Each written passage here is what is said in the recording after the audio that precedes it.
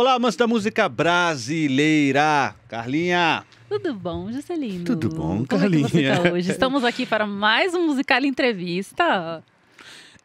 E com quem estamos aqui hoje, Carlinha? Ai, gente, a gente tá aqui emocionado hoje, assim, sabe? Porque a gente falou, vamos tentar essa pessoa, né? Tão bacana o som e tal. Vamos ver. E a gente foi meio sem esperança. E não é que ele tá aqui, gente, ó. Cantor, compositor maravilhoso, JP tá aqui com a gente. JP!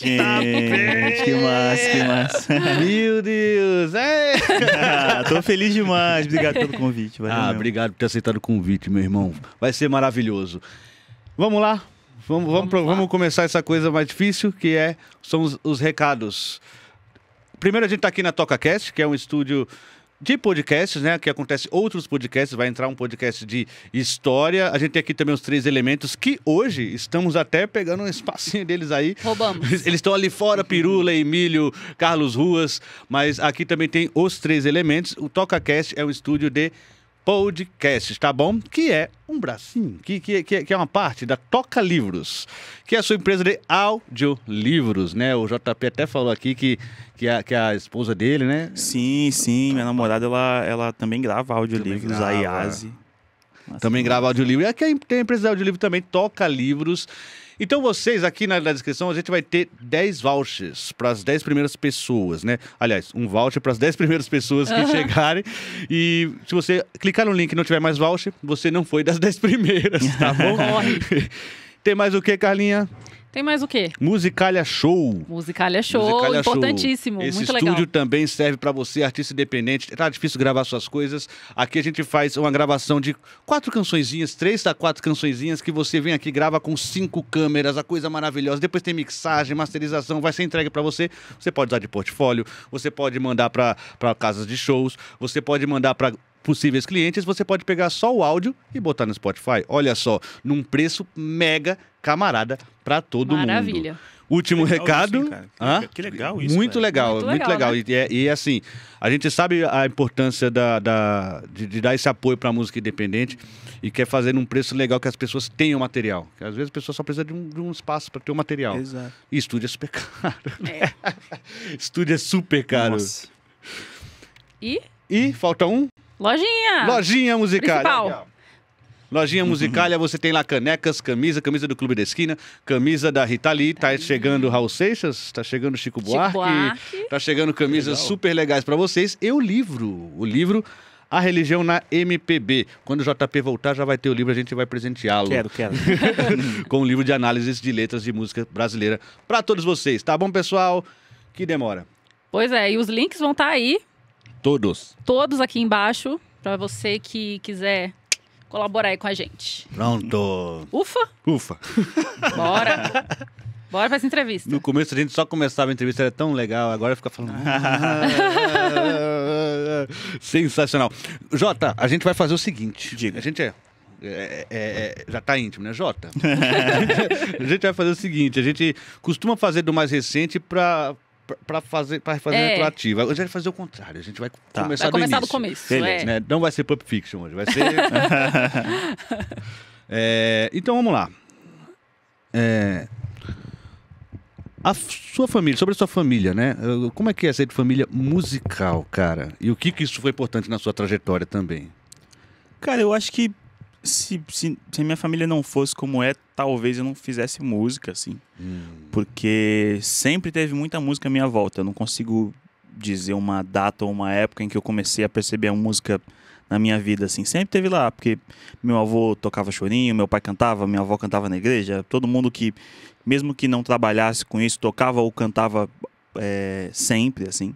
Então, nas festas de família sempre tinha muito som o tempo inteiro. E todo mundo ouvia muita música o tempo inteiro. Meu pai no carro, quando a gente estava com ele, minha mãe em casa. Quando eu ia para casa dos meus avós, a minha tia gostava de mostrar CD, DVD, enfim. Então, a música sempre teve muito à minha volta. E acho que isso que me fez querer tocar e cantar também. Assim. Com toda certeza, né? E nessa você pegou muitas influências também, né? Com certeza. De estilos diferentes. Com certeza, porque o meu pai ouvia muito MPB no rádio do carro. E foi daí o meu primeiro contato. Minha mãe ouvia de tudo, mas especialmente pagode anos 90 em casa. Minha tia gostava de mostrar muita música de samba. Ela era muito fã deles, Regina também, então me mostrava muita coisa deles. E aí tinha meu avô que tocava chorinho, meus amigos da escola que adoravam rock, então eu comecei a ouvir rock pra caramba na adolescência por causa deles. E isso tudo foi meio que se misturando, assim. Caramba! Então, imagine como a cabeça do menino como ficava. Nossa, muito, muito. Mas ela foi bem legal, assim, porque eu acho que isso tudo me ajudou muito no meu jeito de construir música. Tanto que eu acho que o meu primeiro disco tem muito mais da minha influência do rock, porque eu tive muitas bandas de rock na adolescência. Verdade, E à medida que o tempo foi passando, as outras coisas foram se misturando. Descobri o rap depois. Lembro que teve uma banda de rock que mexeu muito comigo, que era a Incubus. Que o vocalista tocava djembe, tinha um DJ na banda. Quando eu vi aquilo, eu falei, nossa, que é isso? Então, tipo, mexeu muito comigo, assim. Caramba, pouca gente lembra, né, da Inclusive vai ter show deles aqui em São Paulo. Olha só, olha só, vamos se encontrar no show da Incubus. Aproveitar, deixa. Vamos aproveitar, deixa, né? Agora, muito louco, como é que você foi se interessando assim por, de fato, aprender, por de fato ir atrás de aprender? E qual foi o primeiro gênero que você falou, é esse que eu quero fazer? Será que foi o rock mesmo? Cara, foi o rock, mas não foi nem por escolha, assim. Foi tipo, eu gostava muito de muita coisa. E eu queria começar, sei lá, tocando Djavan, só que todo mundo que toca violão sabe que não dá pra começar tocando Djavan. É meio complexo, assim, de fazer. E aí eu falei, vou tentar os rocks então, tipo CPM, Charlie Brown, tipo, arrasta a pestana pra lá e pra cá. E funcionou, assim.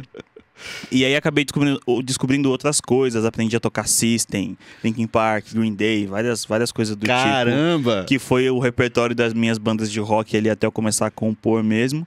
E aí quando eu comecei a tocar um pouquinho melhor, aí eu aprendi a tocar Lenine, Djavan, Gilberto Gil e tal, mas no começo era só rock, assim. Olha só, ele teve um didático ali natural, né? Exato. Nessa banda de rock, você cantava? Cara, nas bandas de rock não, eu tocava guitarra só. Só guitarrista? Só tocava guitarra. Assim. Já pensou JP no System of a Down? Nossa, queria. E aí, tipo, depois, só quando eu comecei a compor, que eu comecei a cantar mesmo nas minhas bandas, assim. E com que idade foi isso, mais ou menos? Eu comecei a compor com uns 15, mas a ter banda que tocava essas coisas foi só com uns 17, 18, assim. Caramba! Antes disso foi só banda de rock mesmo. Só banda de rock? Só banda de rock. E demorou pra você mostrar suas composições? Como é que foi esse processo? Cara, não, eu acho que, tipo, quando eu comecei a compor, eu nem entendia isso de fato. Então, pra mim, não era um grande evento. Eu descobri que dava pra escrever música. E aí, eu lembro de ver numa novela, algum cara escrevendo uma música pra uma menina. Eu falei, olha, dá pra fazer isso. E aí eu comecei a escrever músicas. E aí, acho que antes da gente ter as noias todas, de encontrar os compositores e tal, pra mim era muito natural isso, então eu mostrava numa boa, sem ter vergonha e tal. Depois que você começa a conhecer mais artista e tal, aí você começa a entrar numa pira de insegurança de umas coisas, aí você começa a ter vergonha e tal. Mas no começo, cara, era super de boa, assim, mostrava tudo, era tranquilo, enfim, era divertido pra caramba, compunha bem naturalmente. Eu lembro de ter um dia que eu sonhei com uma música, acordar e escrever a música inteira, assim, nossa. Tipo... Caramba, e deu certo legal. isso. E deu certo? Normalmente... Deu certo, foi pro disco. Eu queria perguntar uma coisa já. Então, vamos lá. Quando que entra... Quando que você começa a cantar? Dentro desse rolê? Em casa eu já cantava. Ao mesmo tempo que eu comecei a tocar, eu já cantava. Mas a preocupação de entender o canto e de interpretar... veio um pouco depois. Eu lembro que até o meu pai, que também cantava e era muito crítico, um dia ele chegou pra mim e falou assim, você é mais violonista do que cantor, você ainda não é um intérprete. E aí eu fiquei estressadíssimo com aquilo. Como assim? Tá me tirando? E tal. E aí eu fui estudar os intérpretes que ele achava incrível. Na verdade foi bacana porque eu parei pra tentar entender por que artistas que são tão grandes eram tão grandes. O que tinha de especial em cada um deles. E aí eu parei pra analisar isso e foi muito legal. Porque eu comecei a entender o que o Djavan tinha de especial, assim. No caso, o que eu senti primeiro era o jeito que ele construía, às vezes, muito descolado a melodia da rítmica harmônica, assim. É muito louco. Ele e o Lenine tem muito isso. Às vezes o violão tá num andamento, numa rítmica que sugere uma coisa e a melodia e a voz estão flutuando num outro lugar, assim. O Djavan explora muito melodias incríveis e dificílimas, às vezes, e tal. E aí o Lenine, a rítmica do violão, quanto o violão dele às vezes é sujo, cheio de groove e tal. E aquilo me encantou muito. E aí fui ver a Maria Bethânia interpretando e, cara, ela lendo atirei o pau no gato, você ela chora consegue emocionar, e tal. né? Enfim, aí eu comecei a perceber essas coisas e comecei a tentar trazer aos poucos pro meu jeito de fazer música, assim. E aí foi muito, muito bacana, é um exercício que durou muito tempo, eu ainda faço, e me ajudou muito a construir o meu jeito de fazer, assim. Poxa, mas foi de uma crítica, então, do seu pai. Ele falou, Foi, porque ele falou assim, você ainda não é o intérprete. Eu falei, mas o que é o intérprete, então? E aí fui ouvir pra saber, né?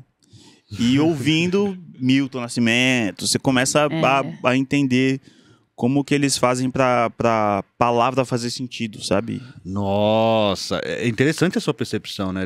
Como que eles trabalham a palavra, né? Como que eles porque eu saboriam. acho que, inclusive, que o português tem essa... O espanhol também tem isso, que tem palavra, né? Tipo, eu acho que o inglês, por exemplo, é muito mais fácil de criar melodias no inglês. Mas eu acho que o nosso vocabulário é muito mais rico e muito mais bonito, assim. O texto é muito mais interessante. E aí eu comecei a analisar isso de como eles escolhem textos. E aí você começa a ver Caetano Veloso, por exemplo, e tal. E de como isso é passado pra frente em melodia depois. E é um estudo que eu achei muito interessante, ainda acho, assim. Não, e você é um dos caras que faz isso com maestria hoje, né? Porque eu sinto que, inclusive, a gente consegue perceber na timeline o quanto a palavra tá mais, sabe, deliciosa, você está se deliciando no sabor. Muito bom, é muito legal, né? Muito legal. Mas então a gente vai para a formação da identidade musical, porque é o seguinte. A gente tem o momento em que você pega tudo isso. Quanto tempo você acha que você foi maturando o seu estilo? Cara, eu acho que, pra ser bem honesto, Ainda uns 9 anos, assim. 9. Porque, tipo, eu fiz o primeiro disco e eu não sabia nada sobre gravação, assim. Nada. Eu achei que, as músicas são minhas, que em 2 semanas eu termino o disco. E, cara, eu demorei 1 ano e meio pra fazer esse disco, por muitos motivos, assim. Primeiro que eu não tinha dinheiro, e aí você tem que ter dinheiro pra pagar o estúdio e tal. Aí eu tinha parado com a minha banda, então eu meio que fui escolhendo os músicos pra gravar. Na verdade, quem escolheu foi até o produtor, porque eu não conhecia ninguém, assim. E aí ele me apresentou o baterista, o guitarrista e tal. Então a gente construía as músicas no estúdio. E aí, se nas 2 horas de gravação que eu tinha pago ali não rolasse a gravação da guitarra, eu tinha que pagar mais 2 horas. Então, nessa, demorou 1 ano e meio pra fazer, porque eu fazia faculdade, tava trabalhando, tocando em barzinho. Então, eu tinha que fazer tudo isso, ter tempo e grana pra gravar. Então, demorou 1 ano e meio. Nossa. E como eu não entendia muito sobre gravação, eu também não opinava muito, porque eu não achava que eu tinha muito a oferecer, assim, porque eu realmente não entendia sobre gravação. E aí, quando terminou o disco, eu gostei do disco, mas eu não me vi nele, assim. Eu falei, cara, eu não sou isso aqui. Mas eu nem sabia o que eu era. Então eu passei dali pra frente esses outros anos e tal, testando, assim. Tipo, estudando mais, compondo mais coisas, tentando descobrir sobre o que eu queria falar, de que jeito eu queria falar, que ritmo que eu queria usar, enfim. E aí fui gravando uma coisa atrás da outra, um single atrás do outro, ouvindo um monte de coisa, pesquisando mais. E aí eu acho que as coisas ficaram um pouco mais definidas no EP Garou, assim. Que é de 2019, 2021, assim. Que foi quando eu cheguei num som que eu comecei a me ver nele, assim. Falei, acho que é por aqui. E aí agora, com esse disco, com Se Meu Peito Fosse o Mundo, eu acho que é a conclusão de tipo, entendi quem eu sou agora, né? A fotografia do meu artista hoje é esse disco, assim. Sensacional. Agora, o seu primeiro álbum, Crônicas de um Sonhador, as músicas todas você já tinha? Ou você... Sim. Tipo, eu cheguei pro... A história é muito doida, porque eu tava querendo desistir de tocar, parar de tocar. E aí eu cheguei eu ensaiava com a minha banda antiga num estúdio, que é o estúdio do Nardão, do Ronaldo Rossato. Inclusive, beijo, Nardão. E aí falei pra ele, lá em Osasco, falei, cara, tô querendo parar. Ele falou, não, vem aqui, vamos trocar uma ideia, você não pode parar não e tal. E aí eu cheguei lá, numa segunda-feira, se não me engano, e o Anitelli do Teatro Mágico tava lá. E eu sou muito fã do teatro. Muito, assim. Era tipo o ápice do Teatro Mágico na época, assim. Tava comemorando 10 anos, inclusive, ia fazer um show incrível e tal. E aí eu fiquei assustadíssimo com o Fernando ali. E aí falei pra ele que eu tava meio querendo desistir. Aí ele me contou toda a história dele com o Teatro Mágico, dele tocando violão na rua pra juntar grana pra poder gravar o primeiro disco e tal. Me contou toda a história dele, de como ele fez pra chegar onde ele chegou. Aí eu falei, então não vou desistir não, vou fazer um disco. E aí eu comecei a gravar. E aí, gravei esse disco com o Nardão e tal. E eu nem lembro qual era a sua pergunta mais, que eu me perdi aqui nessa história. Qual que era a pergunta mesmo? As músicas, né? Ah, tá, beleza. As músicas que você já tinha. E aí, cheguei no Nardão e falei, vamos gravar um disco? Eu falei, eu tenho umas 17 músicas aqui. Ele falou, me mostra todas. Aí eu fui, toquei todas as músicas. E aí a gente escolheu, dentro dessas 17, quais que iam pro disco, assim. Foi isso. Caramba! E música que veio de sonho, né? Tinha também, foi pro disco e outras coisas. Agora, tem uma música que você faz autorreferência das anteriores, né? Que é meio que você não quero mais cantar determinada música. Ah, não sei qual que é essa. Faz muito tempo que eu não toco esse som, mas eu acho que é só de sacanagem. Exatamente. Eu falo de duas músicas que Só de também estão no sacanagem. disco. Porque eram duas músicas que eu fiz pra mesma pessoa. E aí eu tava já... Desencanou da pessoa. Desencanei, tava meio com raiva. E aí fiz uma música citando as outras duas, mas enfim. É que eu acho isso. muito... O cara citar ele mesmo, você já tava muito... Apesar de não se sentir, né, assim, não se ver naquele disco, você tem uma coragem de se autocitar. Sim. Na época também, acho que o processo dessas composições também foi muito natural, assim. Eu não tava muito... Porque é isso, por mais que eu tivesse estudado pra tentar compor coisas assim, eu acho que eu ainda não tinha conseguido traduzir com consciência as coisas que eu tinha estudado. Ainda uma coisa que eu fazia do jeito que saía e tal. Acho que o processo de aprender a fazer uma composição e fazer as coisas de propósito veio depois, assim. É um processo. Agora, um ano e meio pra gravar... Um ano e meio pra gravar. E o resultado desse álbum? O que você achou? Depois foi muito isso. Eu gostei do disco, mas eu não achava que ele tinha a ver comigo, assim. Eu não sabia dizer por quê. Mas assim, rolou shows? Ele rolou, eu fiz legal? Um show de lançamento só. Porque, cara, com banda, no começo de carreira, não tinha como. Não tinha como. Fazer show com, tipo, 5 pessoas na banda, sem... Enfim. Então, foi o único show que teve, na verdade. Pra não dizer que foi o único... Teve um projeto, acho que chama Cola Aqui, que era no Sesc... Cara, não vou lembrar que Sesc que foi, mas era um projeto do Sesc para incentivar a música independente, que eu fui selecionado para tocar também. Então, para não dizer que não teve nenhum, tiveram 2 shows. Mas nesse, nem foi um show inteiro, eu toquei acho que 4 músicas só. Eram vários artistas que apresentavam e tal. E aí, toquei com a banda essa segunda vez, assim. De resto, foi tipo voz e violão, barzinho aqui e ali... Só isso, assim, por um tempo. Acho que esse show com banda demorou bastante. Acho que demorou uns 4, 5 anos depois do disco pra acontecer de novo, assim. É mesmo? É, porque, cara, é muito doido, assim, porque eu queria muito fazer essa parada dar certo, mas eu acho que eu sempre digo que, diferente de qualquer carreira, não tem um caminho meio que subentendido pra você seguir. Tipo, eu gosto de usar esse exemplo. Quando uma criança resolve ser advogado, ela já consegue saber que, tipo, eu vou fazer faculdade em tal lugar, aí eu posso trabalhar com isso, trabalhar com aquilo, mas quando você quer ser músico, não tem esse subentendido. Você tem que ir meio que tentativa e erro pra descobrir seu caminho, assim. E aí foi meio que isso. Então eu tentei arrumar barzinho pra tocar, e aí você descobre no barzinho que a maioria não quer ouvir música independente, porque não é o lugar pra isso mesmo, assim, tipo... O público não tá lá pra te ouvir, tá lá pra comer e... Eu acho que não vai sair no microfone. Não vai. Mas enfim, o público não tá lá pra te ouvir. Tá lá pra comer e se divertir. E de vez em quando alguém presta atenção em você, mas o foco não é esse. Aí barzinho ainda paga mal. Assim, comecei a ver que não compensa. Saca a conta do Paga mal, tem que dar um repertório imenso, né? Nossa, são 4 horas de show pra você talvez ganhar R$200, assim. Só que, cara, só a corda de violão já, tipo, 60 conto. Aí Uber pra chegar lá, ou táxi, enfim. Tem muito lugar que não tem caixa de som. Aí você tem que comprar a caixa de som, levar. Aí eu percebi que não rolava quando um violão meu quebrou. Eu só tinha aquele. Levei pra consertar, o cara queria R$200 pra consertar. Que era o que eu ganhava no barzinho. Aí a caixa de som também. Aí eu comecei a alugar a caixa de som. Falei, cara, não tá rolando isso aqui. E aí você tenta outras coisas. Aí eu falei, vou parar com o barzinho, não tá funcionando. Vou tentar descobrir outros caminhos, assim.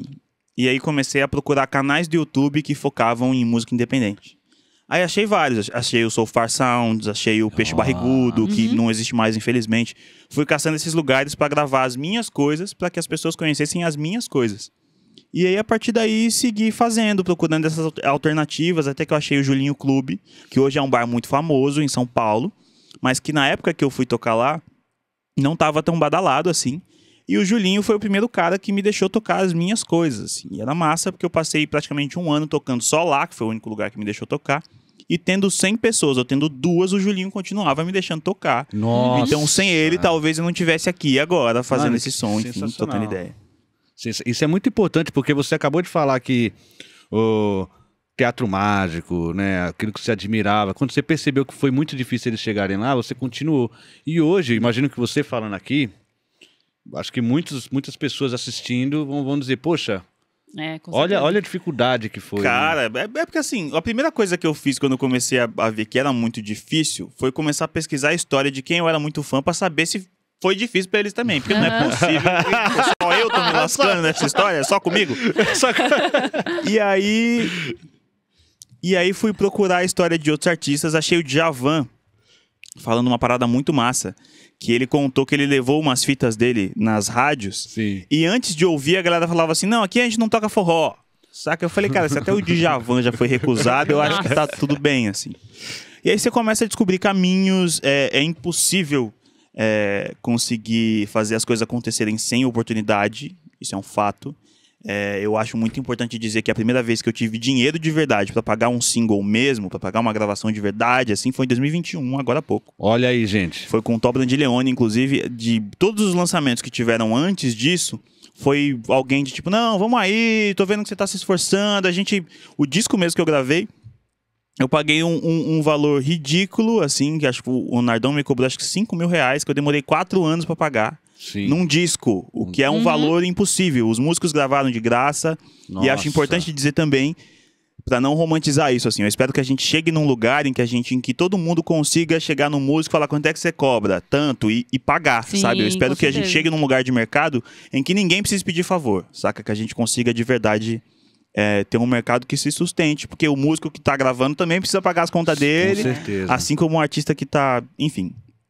E aí tive muita ajuda pra chegar onde eu cheguei, assim, muita gente que viu que eu tava me esforçando e que via que eu era bom e que me deixava gravar, me ensinava coisas, me cobrava sobre como fazer direito e tal. E acho que deu certo, né? Poxa, mas olha, que legal, viu? Porque a gente recebe muito artista independente, muita gente tá nessa correria, muita gente fala da sua trajetória, né? E tem essa questão hoje do... Muito músico toca também porque gosta de tocar. E aí, às vezes, não vai rolar, mas, cara, eu quero fazer um show, eu quero tocar aqui também. Exato. E de fato, você falou uma coisa importante, não é pra romantizar isso, não é olha que lindo, olha como eles amam. Não, é porque depois a galera sai e fala assim, fulano também chamei pra gravar de graça, não quis me apoiar. Não, cara. Não é assim que funciona. Se o cara faz, não, eu preciso receber, porque ele precisa receber, Exato. sabe? Tá tudo certo. O padeiro te vende de graça, o pão? Então. Tô com fome, não quis matar minha fome. Olha aí. É complicado. Agora, em que momento que você sentiu assim, começou a olhar e falar, ai meu Deus, acho que vai dar certo? Teve esse momento? Tem uma coisa que me ajudou muito foi... Eu sempre coloquei pequenas metas, assim. Porque eu vi a coisa dando muito errado, eu sem dinheiro pra nada. E eu falei assim, tá, se eu conseguir tantos plays ou tantas pessoas nos shows, até tanto tempo, eu continuo. E aí, depois, sei lá, no final do ano, assim. E aí rolava. Aí, se eu conseguir tantas coisas, então, mas assim, teve muito estudo também de tipo... Eu lembro de um cara que foi muito importante, mais uma dessas pessoas, né? O Arthur, que chegou pra mim e falou... Você tem que gravar seus vídeos e colocar no YouTube. Eu falei, mas eu não tenho câmera. Ele falou, eu tenho. Faz assim, todo domingo você vai lá em casa. Às vezes traz troca de roupa. Porque a gente vai gravar um vídeo seu na varanda lá da minha casa, eu te gravo e você vai postar todo domingo às 9 da noite. No dia que eu souber que no próximo domingo eu não vou poder gravar, a gente grava 2, 3 vídeos, então leva uma roupa trocada, tá, pra você trocar, que a gente vai gravar e você vai postar às 9 da noite. E era foda porque assim, dava 8h50, ele mandava uma mensagem tipo, e aí, tá com o vídeo pronto pra subir? Eu falei, tô, enfim. Ele me ajudou, eu fui fazendo isso. E essas pequenas metas, essas pequenas coisas foram me ajudando, assim. Eu ficava postando direto os vídeos no Facebook ou nas redes sociais que eu tinha, mesmo o vídeo que eu já tinha postado, né? Tipo, ouve aqui, aí no dia seguinte, olha, ouve aqui, vídeo tal de não sei o que, e insistia nisso, assim. Hoje tem muito seguidor nas minhas redes, mas, cara, eu tô há 10 anos fazendo isso, assim. E começou a ficar divertido faz uns 3 anos e meio. Assim. Nossa. Então, é insistência mesmo, assim. Mas é uma parada que eu gosto de falar sempre. A frase não é minha, eu infelizmente não sei de quem é. Mas as pessoas que falam que é difícil ser artista não sabem o quanto é difícil para o artista não ser artista, saca? É Nossa. verdade. Eu tentei muito não tocar violão e não consegui. Eu falei, cara, eu vou ter que fazer isso da minha vida, tem que dar certo, não vou passar a vida inteira infeliz, assim. É, que é o lance de você falar, eu não consegui me ver no primeiro álbum, o artista não consegue se ver na vida exato. fora da arte. Impressionante. Eu tentei muito e não consegui, assim, não consegui. Não dá. Inclusive, acho que o Oswaldo Montenegro fala isso num outro podcast, que perguntam pra ele, que conselho você daria para um artista que tá começando? Ele fala assim, desiste. E aí o cara fala, mas como assim? Ele falou, cara, pra ser artista nesse país, você tem que realmente não conseguir fazer outra coisa, porque é muito difícil e não é justo, saca? Então, desista. Brincadeira disso. Mas assim, tipo, é difícil, cara. É foda. Caramba, velho. E cantar em dupla? Ai, Bruninho. Como é que foi isso? Cara, a Bruna, que faz o Avoar comigo, aliás, beijo, Bruna. Bruna. Amo demais, assim. A gente já se conhece há bastante tempo. A gente se conheceu na ITEC de Artes. Porque, pra quem não sabe, tem um curso de canto gratuito em São Paulo. Olha. Que eu fui fazer. E aí a Bruna tava no 2º semestre. E a gente se conheceu lá, tanto que o primeiro show solo da Bruna, eu que toquei violão no show dela. E a gente ficou amigo ali. E, se eu não me engano, em 2020, foi isso mesmo. A gente resolveu montar o Avoar em fevereiro de 2020, aí foi muito louco que em março, pandemia. Caramba. A gente, tipo, todo animado com o projeto, não, vai ser legal pra caramba, no mês seguinte, pandemia. Aí a gente teve apoio de um estúdio, que é a da House Audio, né, do Lucas Maia, que falou assim, não, vamos tentar gravar à distância mesmo. Ele mandava os equipamentos pra nossa casa de Uber, embalado num plastiquinho. Falava, grava no armário no meio das roupas aí, ensinava pra gente como tinha que fazer. E a gente gravou alguns singles do Avoar no meio da pandemia, que viralizaram, foram indo bem. A gente foi convidado pra gravar um disco em homenagem ao Adoniran Barbosa, também cheio de música inédita, que é o álbum 11. E aí foi muito louco, porque nesse álbum tem Elza Soares cantando, Zé Cabaleiro, Francisco Elombre, Zé Ibarra, um monte de gente foda, assim. E esse álbum, inclusive, concorreu ao Grammy Latino. Então, no meio da pandemia, daquela loucura toda, a gente teve esse incentivo de que dava pra continuar fazendo as coisas. Enfim, o Avoar literalmente salvou a gente na pandemia, assim. Caramba. Então, foi bem massa esse projeto, que dura até hoje, né? A gente segue com ele até hoje. O Avoar, ele dá tempos, mas ele não... A gente dá pausa de lançamento, porque é isso, eu acabei de gravar um disco solo, daí tô na rua com ele. A Bruna tá começando a gravar o disco solo dela, e gravação leva tempo, demora. Então, tipo, pras gravações a gente separa períodos. Mas show do Avoar tá rolando. Inclusive, se eu não me engano, acho que em abril agora vai ter algum Sesc. Olha. A gente vai fazer legal. 2 datas do Avoar e tal. Então, os shows não param. Só os lançamentos que a gente segura a onda pra conseguir dar conta de fazer tudo. Inclusive, a Bruna, aproveitando, Bruna, vem lançar aqui. Convidada, Tem que vir. né? Vem lançar aqui essa pedrada. E vem cá, a gente não comentou do The Voice. Eu ia Como falar que foi? isso, deu uma pulada no The Foi Voice. pulou um muito pouquinho. legal. Inclusive, foi um desses momentos que salvou minha vida, assim. Porque eu parei de insistir em outras profissões no lançamento do disco, em 2015. E aí, em 2017, veio o convite pro The Voice. E como as coisas não estavam dando certo, foi muito bom que eu falei, cara, alguma coisa de certo eu devo estar fazendo pra essa galera me convidar do programa, assim. E aí foi muito maravilhoso, porque eu fui com a ideia de aprender a viver do que eu faço. Porque a primeira coisa que eu pensei é que, cara, eu não consigo lembrar do nome de 6 ganhadores. Eu acho que eu participei da 7ª edição. E eu não lembrava o nome de nenhum ganhador, só da Ellen Oléria, por exemplo. E aí eu falei, tá, se eu não lembro o nome de nenhum ganhador, o que isso significa? Como é que eu aproveito esse programa a meu favor? E aí eu lembrei que, cara, tem uma banda ali que grava tudo, que vive de música há muito tempo. Tem os produtores musicais ali e os jurados. Eu falei, pô, essa galera vai ter alguma coisa pra me dizer, assim. E aí eu fui pra conhecer gente, pra trocar ideia, e foi a melhor coisa que eu fiz. Eu me diverti muito no programa. Fiz um monte de amizade que dura até hoje e tal, de muitos artistas, a banda, os produtores. Tem uma cabeleireira que ficou minha amiga, que hoje mora na França e que vai no show que eu vou fazer lá na turnê europeia, enfim. Então foi muito bacana pra mim, assim, nesse lugar de me ensinar a lidar com nervosismo, Porque, cara, ali o bicho pega de nervoso, assim, é muito absurdo. E acho que aprendi muita coisa e me fez muito bem, assim. Dá uma noção, porque a gente não tem costume TV, né? Câmera, plateia aí. Nossa, muita coisa, palco cara. grande, né? E tipo, eu nunca tinha encontrado nenhum dos jurados ali, nunca tinha ido no show. Aí eu tava conhecendo eles, com eles me avaliando já, Lulu Santos, Ivete Sangalo, Carlinhos Brown, Michel Teló, então foi muita loucura. Assim. E essa formação é bem consistente, né? Das mais, hein? Uhum. A formação dos jurados da sua época foi bem legal. É só fera, né? E aí você sai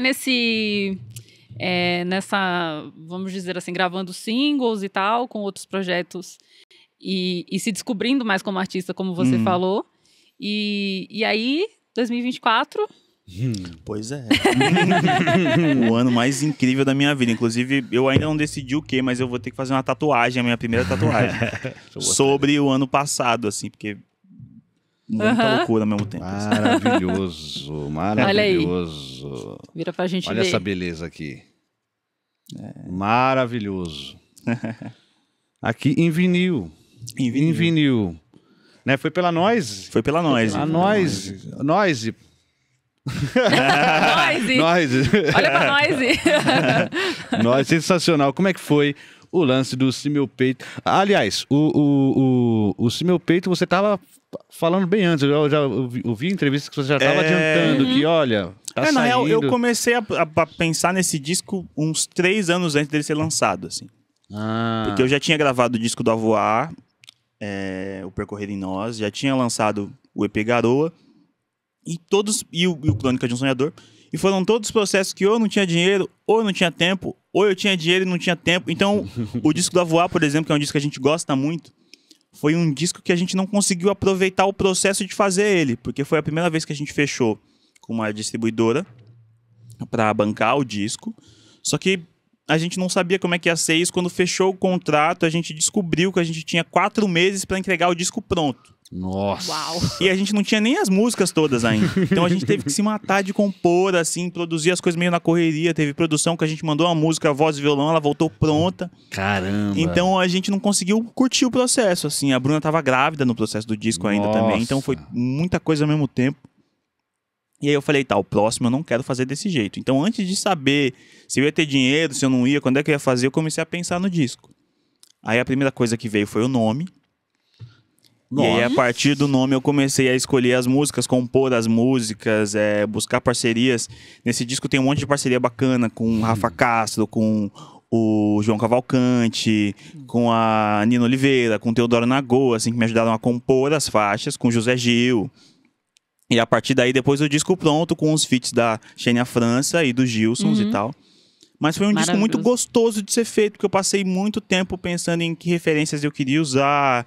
Eu conheci o trabalho da Mayra Andrade, por exemplo, um pouco antes, e sem ela esse disco não seria o que é, porque me apaixonei pelo trabalho dela, pelo jeito cabo-verdiano de pensar música. Então, a guitarra do Chibatinha, que grava praticamente tudo nesse disco, eu só chamei ele pra fazer por causa da Mayra e da música cabo-verdiana que entrou na minha vida e tal. Então, essas referências todas eu fui pensando antes. Emicida também foi muito importante. Olha. Pra que eu construísse o disco do jeito que é. E aí por isso tem uma faixa dele. Por isso que o Vação é produtor desse disco. Porque o Vação produziu muita coisa do Emicida. Tudo que eu amo do Emicida, quase tudo foi o Vação que produziu.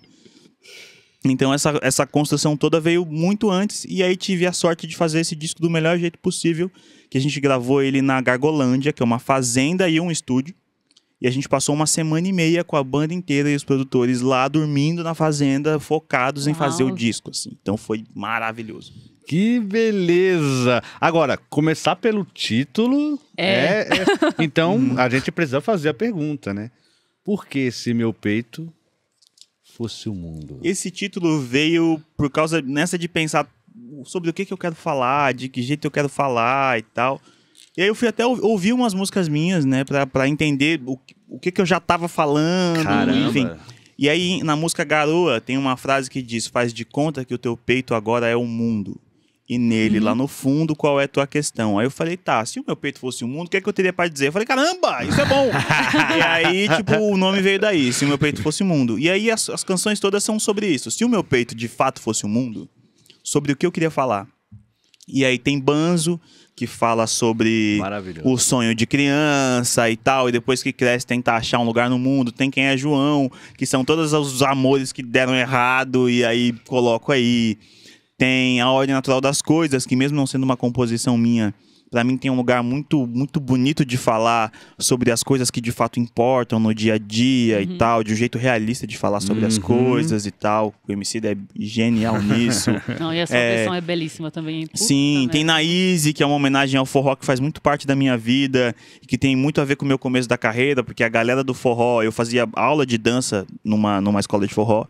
E essa galera começou a dançar minhas músicas e era essa galera que ia nos meus shows. Então eu vivia do cover desse povo. E aí eu falei, velho, eu preciso botar um forró nesse disco pra homenagear isso tudo, enfim. Então, essas coisas todas estão no disco por causa do nome, assim. Sim, eu acho o Banzo coisa assim, emociona muito, né?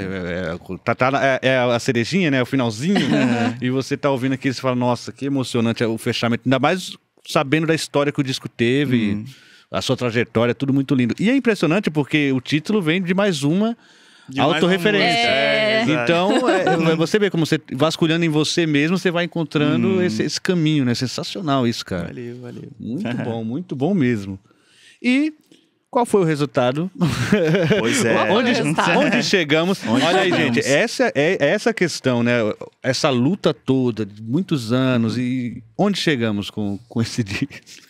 Pois é, ano passado ganhamos 3 Grammys Latino com esse disco aí. Que beleza! Que beleza!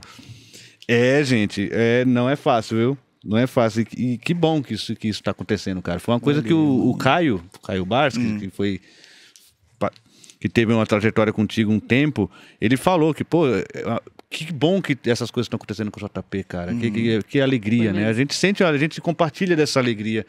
Até porque você tem uma coisa muito nossa, né? Eu me vejo muito, sabe? É muito nós, é muito pé no chão, é uma luta que a gente sente que tá lutando junto. E quando você ganha essas coisas, a gente fica assim muito feliz, cara. Muito bom mesmo. Obrigado, meu irmão. Sensacional. Agora, eu queria falar um pouco mais do Na Easy, Boris. Você acredita que eu demorei pra perceber que não tinha sanfona? Eu lembro, não, mas ela tem sanfona. Não tem não. Aí vai lá ver de novo, você, não tem mesmo. Cara, tem uma coisa que eu gosto muito de fazer, que o Cabé, que é o batera percussa, e hoje meu diretor musical nos shows, assim, que é, tipo, teve uma coisa que o Lucas Maier, que produziu o EP Garoa, me disse e que eu guardei, assim. Eu tinha feito uma versão de Errata Perfeita do EP Garoa antes daqui saiu, que era muito mais rock and roll, assim. E aí não pude lançar aquela versão, a gente ia produzir do zero de novo. Aí ele ouviu aquela música e falou, Jota, você não é roqueiro, cara. Não tá legal isso aqui. Vamos fazer uma outra coisa, referenciando, mas assim, você não é roqueiro, não vai dar certo. Deixa quieto. Deixa pra lá, vamos mudar. E aí aquilo me pegou muito, porque... E aí eu tento levar isso pra todos os sons que eu faço, porque tipo, eu não sou sambista, então como é que eu faria um samba? 1, 2, 3 é essa parada. Por mais que eu ame forró, eu não sou forrozeiro. Como é que seria um forró feito por mim, do meu jeito? Então a primeira coisa, esquece triângulo e sanfona, não vamos colocar. Vamos fazer de um outro jeito, saca? Tipo, em 1, 2, 3, que é um samba, por exemplo, cara, vamos fazer, não vai ter violão e o baixo vai ser o que vai guiar a música, assim, tipo... E aí eu sempre raciocino desse jeito, assim, de tipo, vou fazer uma parada que não é muito a minha onda. Então não é minha onda, então como é que eu faço ser, sabe? E aí eu sempre brinco com isso, algum elemento típico daquela parada que não tem, aí eu faço uma outra coisa substituir. A guitarra faz muito o papel da sanfona, os metais fazem muito o papel da sanfona em Na Easy. Nesse lugar, assim. Então eu sempre tento brincar com isso, pra fazer do meu jeito aquele som, sabe? E temos as participações, né? Maravilhosas. Nossa Senhora. A Xênia faz aqui. E os Gilsons. Amo esses moleques. Como é? Esses moleques são bravos, né? Esses meninos são bravos. Como que foi a selecionar os feats? Como que você pensou Cara, nisso? foi muito natural, assim, mesmo. Os Gilsons, num período que uns vídeos meus estavam viralizando, o José me mandou uma mensagem, falou, cara, adorei seu som, vamos compor junto. Desse jeito. E aí a gente conversou um pouco, foi passando o tempo, eu comecei a compor Feito a Maré. E aí eu falei, nossa, será que eu mando essa música pra ele? Será que ele vai gostar? Aí mandei. Aí foi muito louco porque ele me ligou e falou assim, ó, não escreve mais uma linha dessa música que eu preciso estar nessa faixa. Aí eu falei, beleza. E aí passou um tempo, ele veio pra São Paulo, a gente se encontrou e terminamos a composição juntos. Ele falou, cara, a gente tinha que gravar com os meninos essa, vai ser legal pra caramba, daí entrou pro disco. E com a Xênia foi muito legal porque é uma amizade muito recente e muito forte, assim. Tipo, eu passei um período frequentando, sei lá, saraus, eventos, enfim. E em todos eu encontrei a Xênia. Acho que num período de 2 semanas a gente se viu umas 7 vezes. Aí ela chegou pra mim e falou assim, Jota, a gente devia ser amigo, a gente tá se vendo muito. Aí eu falei, vamos ser amigo então. E aí começamos a trocar ideia, beleza. Aí teve um show que ela foi fazer pro So Far Sounds, inclusive, que eu fui assistir. Ela me viu na plateia, aí ela falou assim, eu sei que você tá gravando um disco, você não vai me chamar não pra cantar? No palco, me intimou no palco. E eu já tava pensando em chamar ela pra uma faixa, pra essa... Só que eu ficava naquela, será que eu já sou amigo o suficiente pra chamar a Xênia pra gravar alguma coisa? E aí eu falei, já tenho até a música. E aí mandei na Izzy pra ela amou. Porque ela falou, cara, todo mundo me chama pra gravar umas coisas doidas, igual eu, assim. É a primeira vez que alguém me chama pra fazer um som mais assim, mais comunzinho e tal, adorei. E aí ela se divertiu muito gravando, a voz dela funcionou demais nesse som. Nossa, uma faixa deliciosa. Muito. E foi assim que rolou. Caramba, então as duas, os dois feats foi meio que Aconteceu, vamos. né? Rolou. Só rolou, assim. Maravilhoso, maravilhoso. Eu queria perguntar uma coisa. Diga. Se rolou, a gente falou um pouco aí sobre a sua identidade musical e tal. E a sua identidade visual? Eu acho muito marcante a sua presença. Foi uma coisa super pensada ou foi uma coisa que aconteceu também? Foi acontecendo até que ficou pensado, assim. Tipo, eu uso chapéu desde a 7ª série do colégio, tal. Nossa. Desde muito cedo. E aí foi passando o tempo e eu percebi que isso era importante no The Voice. Porque eles faziam as divulgações de quem ia participar sem mostrar a cara da pessoa. E aí me mostraram de costas cantando e o chapéu, né? Eu recebi um monte de mensagem falando, é você. E eu não podia falar, assim. Só que todo mundo tinha sacado que era eu. E aí eu falei, cara, realmente esse negócio do chapéu fica na... Aí eu lembro de uma outra foto que fizeram, que a minha cara não aparecia, só tinha a minha silhueta, e todo mundo me reconheceu, assim. Silhueta também. Aí eu falei, cara, isso é importante, isso é bom, assim. E aí eu comecei a tentar fazer disso uma marca, e aí depois eu conheci, trabalhando na Da House, eu conheci a Thaís Valença, que na época fazia redes sociais da House, mas ela já estudava moda e tal, ela é fotógrafa, enfim. A gente ficou amigo. E quando eu, de fato, foquei totalmente na minha carreira, chamei a Thaís pra me ajudar. Então a foto da capa é dela. A foto da capa de vários singles é dela. Ela começou a me ajudar com as vestimentas e tal. Então ela fazia, não, peraí que eu conheço uma marca de roupa que vai funcionar. Daí falava com a marca, conseguia roupa emprestada pra fazer a parada e tal. Olha. E aí nisso, Thaís virou minha diretora artística, atualmente. E ela me ajuda, assim, a montar os looks, a entender... No final, eu acabei gostando de moda, que era uma coisa que eu não ligava muito, eu só me vestia. Olha. E é bacana porque a Thaís tem toda uma preocupação. Então, ó, tem marca que faz roupa reciclável, que tem preocupação com o meio ambiente, que tem tal coisa, enfim. Tipo, então, ela me ajudou muito a entender um pouco mais desse mundo de uma forma saudável, assim. Como defender essa parada, porque uma coisa que eu acho foda é que ela me apresentou a moda brasileira, assim, tipo, tem muita gente incrível aqui fazendo roupas incríveis e tal. Então, ó, a gente não precisa ficar pegando grande marca de fora pra ficar usando. A roupa que eu usei no Grammy, por exemplo, é de um estilista baiano de 26 anos de idade, um moleque genial, de uma marca que chama Intuí. Um moleque incrível, assim. E aí eu comecei a pegar gosto. E é isso, acho que o rolê de entender a identidade visual e começar a pensá-la é mais recente, assim, coisa de uns 2 anos pra cá e tal. Mas tem muita influência da Thaís. Assim. Olha, já rolou, porque é realmente a semiótica, então, né? Já cria... E em pouco tempo, justamente, né? Prova mais ainda o quanto é marcante, né? 2 anos, caramba. E daqui a pouco você vai ter aquelas figuras. É o Cobra que faz aquelas. Daqui a pouco você vai ter do JP. Porque tem muito, né? A persona fica muito forte, né? E muitos artistas têm essa coisa ao longo da história. E aí já é um caso que você vai ficar ao longo da história. Porque, tipo, eu saquei que é importante, assim. Ajuda a construir uma identidade, ao público te reconhecer, assim. Acho que é legal. Eu gosto. E a partir de agora, assim, tudo bem que é muito recente, né? O álbum é do ano passado e tal, mas você tem, assim, pretensão de estar mais nessa coisa do álbum? Ou você ainda quer soltar mais single por enquanto? Dar uma... Eu vou gastar esse disco um pouquinho mais, assim, porque eu acho que... Até porque eu não acho saudável ficar fazendo disco todo ano, assim. Eu acho que é bom ter tempo pra pensar sobre o que eu quero falar, de que jeito, enfim. Então, o que vai acontecer é... Lancei o disco no ano passado, ganhou o Grammy. Então, a gente vai lançar... Acredito que... Não vou prometer, mas deve ser no final de maio. Um ao vivo. Legal. Com as faixas do disco e algumas regravações de músicas antigas em outras versões, assim, mas com a banda atual, que é muito incrível, inclusive. A galera que toca comigo é muito foda, eu sou muito fã de todo mundo. E a gente fez um ao vivo com todo mundo, assim. Tocando, tá muito legal, já tá gravado, a gente tá finalizando edições, então vai ter esse lançamento agora. Acabou que fui convidado de última hora para fazer uma ideia do João Gomes, que veio do nada, que também vai sair esse ano, que é um disco acústico ao vivo com o João Gomes e o Mestrinho.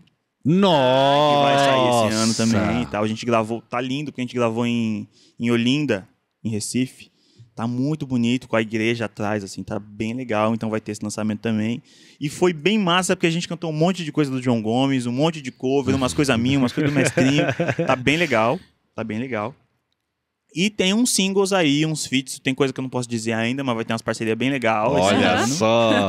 E é isso, assim, acho que talvez eu comece a gravar um disco novo no ano que vem, pra talvez lançar no final do ano que vem, não sei, acho que é isso. Mas essa tá certo, tem que saborear mesmo. Nossa, isso aqui, total, ainda mais um disco super premiado, né? Nossa, tá... E vai ser aquele, né? Esse disco aqui já tá entre os grandes discos da música brasileira, então você tem que valorizar realmente a obra que tu fez aqui. Carlinha. Você tá querendo mandar? Você tem algo mais? Pode mandar. Pode mandar. E agora? Eita. Deixa eu tomar uma. A pergunta. JP. O que você acha da música brasileira hoje? Isso é fácil. Preparou pra... esse drama, né? Deixa eu tá mais fácil. Cara, eu acho que a música brasileira nunca esteve tão bem, obrigado, assim, de verdade. Eu acho que tem um saudosismo que diz, porque antigamente, não sei o que, cara. Eu acho que é diferente o cenário hoje, por muitos motivos. O jeito de se consumir música mudou, o acesso à música mudou, muita coisa é diferente, assim. Mas assim como a gente sempre teve músicos incríveis, artistas incríveis, a gente continua tendo, cara. Quando a gente olha pro cenário musical e vê Lued Luna, Lineker, Os Garotin, Meli, tem um monte de coisa incrível sendo feita hoje em dia, assim, de nova.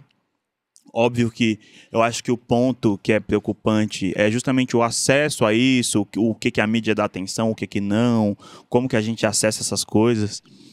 Mas a música brasileira tá muito bem, assim, tá muito bem mesmo. Tem muita coisa incrível sendo feita. Muitas outras coisas incríveis virão, assim. Eu tava no Grammy e do meu lado tava a Meli concorrendo, tava os Garotinhos concorrendo, Iago próprio concorrendo, um monte de coisa incrível acontecendo, assim. Então eu acho que tá tudo bem, assim, de verdade. A galera fica procurando, mas cadê o novo Djavan? Cara, só tem o Djavan sendo Djavan. Não vai ter outro Djavan, não vai ter outro Milton, assim como não vai ter outra Lineker, não vai ter outra Lued, sabe? Vamos aproveitar o que tá rolando, tá tudo certo. Exatamente, nossa, isso é muito legal, né? Porque cadê os... Tem gente que vive dizendo, cadê o novo Caetano? Que novo Caetano? Não vai ter novo Caetano, só tem o Caetano. O Caetano é o novo quem? Alguém pergunta, o Caetano é o novo quem? O Djavan é o novo quem? Eu acho que a galera ficou tão grande que não rola mais essa comparação, assim. Eu acho que a história e o tempo vai provar o quão gigantes são Lineker, Lued, Emicida e Criolo e tantas outras coisas que estão surgindo aí. Meli, enfim. Maravilhoso. JP... Meu irmão, muito obrigado. Eu que agradeço, Maninha, meu tamo junto. Eu fiquei muito feliz, assim, tô muito feliz. Gosto muito de você, gosto muito da sua persona, sou muito fã do seu trabalho. continue, porque você, assim, é uma inspiração, assim, pra uma galera da música. Axé, tamo junto. E a gente fica muito feliz de ter uma pessoa como você vencendo do jeito que tá vencendo e tem que vencer ainda mais. Com certeza. Vamos pra cima. Com certeza. Massa, muito obrigada pela Eu que participação. agradeço, Ai, foi valeu. muito gostoso o papo. Valeu. Muito gostoso aqui descobrir mais um pouco de você. E que bom que a gente conseguiu. Muito legal. Volte sempre, volte Topo sempre. muito, topo Volte muito. sempre. Estamos Sempre. aqui pertinho, venha tomar um café. Quando Gosto, tiver tempo, venha conversar sobre o Corinthians. Vamos, Corinthians! Vamos, Corinthians! Tá bom, pessoal? Carlinha, Posso finalizar então? pode finalizar então. Bom, pessoal, muito obrigada aí pela sua audiência. Não se esquece de curtir, de comentar, de compartilhar muito. E considere, por favor, ser membro do canal, né? Se você puder e quiser, tá bom? Até a próxima e tchau. Tchau. Tchau, tchau.